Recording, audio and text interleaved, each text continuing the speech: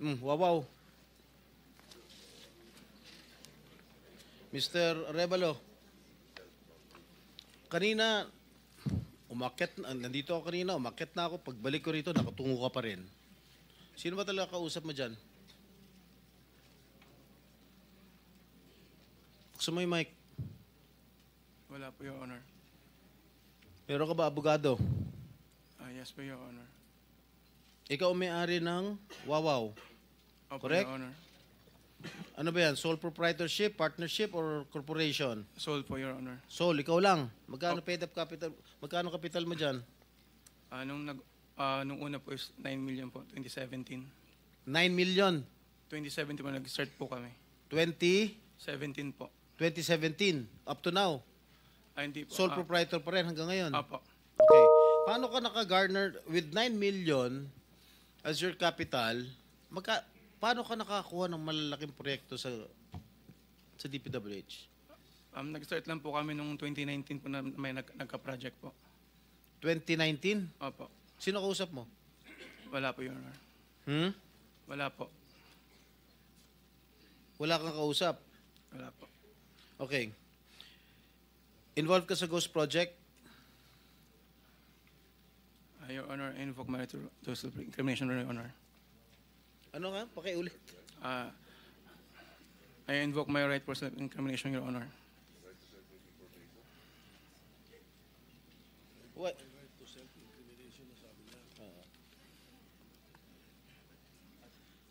Senator Jinggoy. Malinaw ba Mr. Chair. Pwede bang...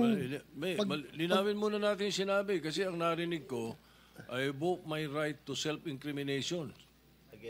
Against incrimination, Your Honor. Against eh. Plus, Mr. Chair, dapat tumingin ka rin sa nagtatanong mo, Mr. Wow. Ayaw ba tumingin sa amin? Huwag kang kausap mo. Yuko ka na, Lamisa yung kausap mo eh. Senador yung nagtatanong sa'yo. Harapin mo rin. Thank you. Anong pangalan niya? Arevalo. Mr. Arevalo, meron kang abogado? Yes po, Your Honor. Is he here? He can give you legal advice. Yes po. Nandiyan ba abogado mo? Nasaan ang abogado mo, Mr. Arevalo?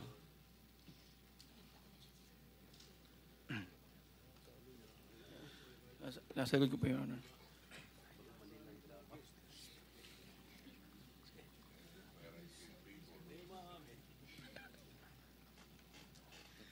Hindi po. Tinatakot ka lang, Mr.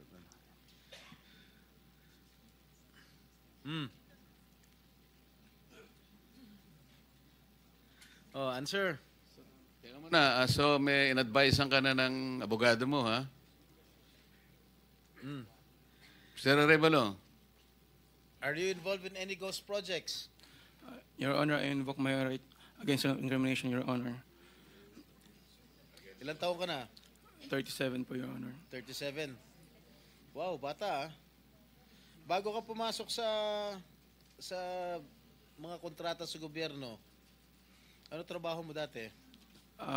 May mga, may nasa construction company po ng kamag-anak po. Kamag-anak mo? Gaano kalapit yung kamag-anak mo? Tatay mo ba yan? O pinsan? Tsuhin? Mga kamag-anak lang po, tita po. Kaya nga, sino nga kamag-anak? Maraming kamag-anak. Tita po. Ha? Mga tita po. Tita mo? Po. Nasa construction business? Opo. Tinuruan ka? Naglayasan po muna po. Ha? Layasan po. Ano yung mga proyekto mo? Ano mga nakuha mo proyekto rito sa DPWH? At saan?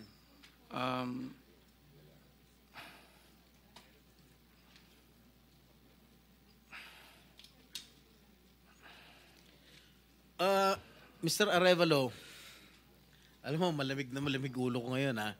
Pero pag ikaw, tumingin ka ng tingin na sa cellphone mo, hindi ko alam kung ano binabasa mo dyan, humarap ka sa amin. Opo. Yes po, Your Honor. Ikaw may-ari nito, di ba? Yes po, O Your di Honor. dapat alam mo. Ano yung mga proyektong na-awardan sa inyo ng DPWH? At saan-saan? Ano po, Your Honor? Hindi ko po na alam po yung exact number po. Gusto mo ako magbigay sa'yo? Kung saan-saan yung mga project mo? Gusto mo ako magsabi sa'yo? Come on. You're wasting our time. It's already 1:45. May session pa kami alas 3.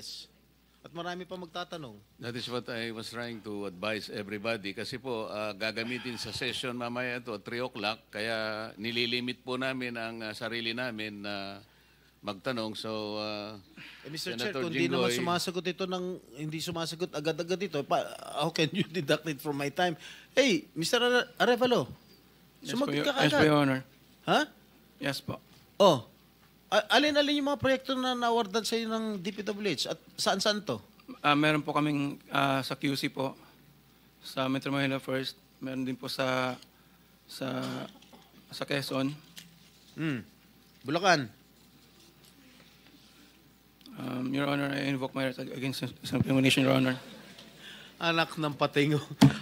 Tinatanong ko, how can my question incriminate you? Tell me. Tinatanong ko lang saan yung proyekto mo. I invoke my right against self-incrimination? Sorry po, Your Honor. Ha? How can that incriminate you? Tell me. Pinapainit ng ulo namin dito eh. may incriminate siya kasi nga, hindi niya may tuturo ko siya dahil ghost project siguro. Oh, Dahil po may mga usapin na may mga allegation po na mayroon nga pong anomalya. Kung magsasalita po ako, pwede po magamit laban sa akin. oo nga. Simple lang naman. Wala na ako tinatanong sa'yo kung ano. Tinatanong ko lang, saan itong mga proyektong na-awardan sa'yo ng DPWH. Ang dami mong binanggit na probinsya. Quezon. Ano pa? Ano binanggit niya? QC. Karamihan ito, Bulacan. Ba't di mo mabanggit ang Bulacan? Ha? Meron ka pa nga San Juan eh. Hindi mo binabanggit eh. Ha? Metro Manila First po yun, Your Ano? Honor. Sa Metro Manila First po yun, Your Honor. Metro Manila first? Yes po, San Juan po. Oh. Yun po yung pinakuha namin project 2019. Sige. Yung Bulacan, meron ba? Sagot.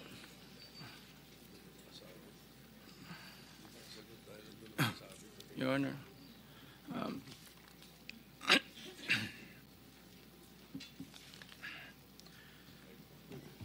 Uminom ka ng tubig.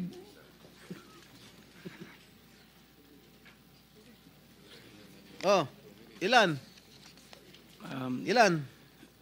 Di ko pa sigurado, Your Honor. Oh, dito base sa record namin, meron kang 42 projects sa Bulacan. Meron kang 42 projects sa Bulacan.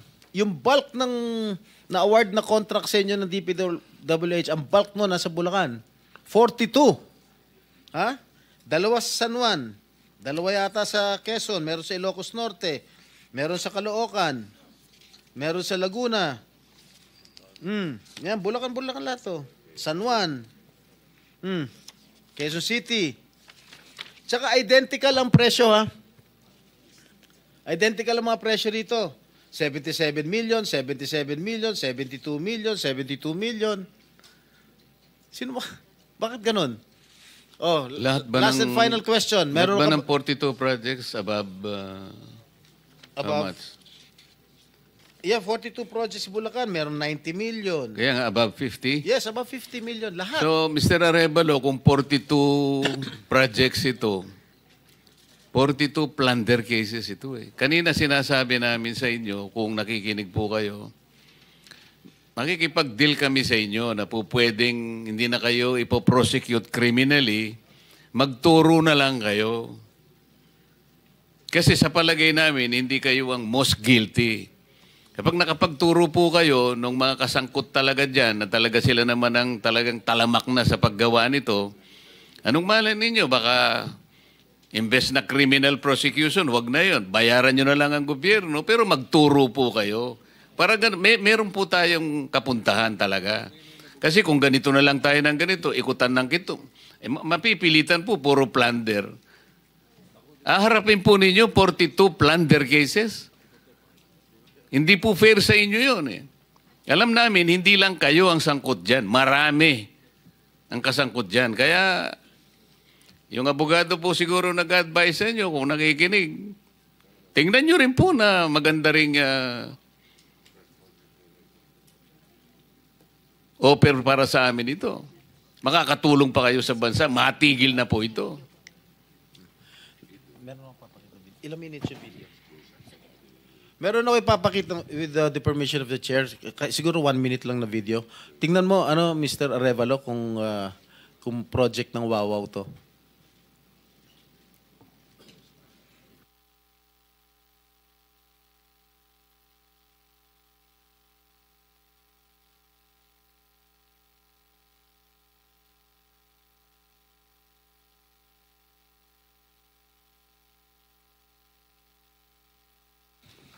Familiar ka dito? Familiar ka, Mike? Hindi po, Your Honor. Hindi. Dahil, hindi ka nga talaga magiging familiar dahil ghost nga. Tama? Yan. Ang nakalagay dyan sa report, completed. Nakakubra ka na. Nabayaran ka na ng gobyerno. Pero, hindi pa completed. Tama ba, Ms. Cabral? Are you aware of this? Ngayon lang po na nakita yung video, Your Honor. Na hindi kompleto, di ba? Pero bayad sila. Wala po akong nakikita. Sa Hagonoy, Bulacan. So, hindi mo alam, Mr. Arevalo? Ngayon ko lang din po nakita yung video. Ngayon ko lang din po nakita yung video, Your Honor. Oh, talaga hindi mo makikita dahil hindi mo naman alam. Kasi nga ghost. Di ba? Alam mo, nag-iisip na ako kung isa-cite kita yung contempt dito eh. Huwag mo lang ako subukan, please. Okay, babalik ka kita next hearing ah. Miss Sara? Mr. Chair, with the indulgence of the SP Pro Temp, Yes. interjection. Yes, Okay, please. provided it's very brief kasi Yes, kulang na very po brief, tayo Mr. sa Chair. panahon. Opo, very brief lang. Sabi nyo kanina, and salamat po sa SP Pro Temp at Mr. Chair. Sabi nyo kanina, Mr. Arevalo, na meron din kayong mga proyekto, ang Wawaw, sa Quezon City sa pamamagitan ng Metro Manila First. Kasama po ba yon sa dalawa lang sa 254 flood control project sa Quezon City na may koordinasyon sa LGU ayon kay Mayor Joy Belmonte? Yes po, Your Honor. Ayun yun. Yun din. Ano po yun, yung sa isa po, may letter na po dun for termination po. Letter for termination. Yun ba yung sa Barangay Mariblo sa Quezon City? 2 pumping stations na nagkakahalaga na 282 million pesos na magkaharap? I-check, yun po, ang di ko po masagot, i-check po namin, Your Honor. Sige po, pakipaalam nyo sa komite namin sa pamamagitan ng aming chair. Salamat, Mr. Chair at SP Pro Thank Tem. you.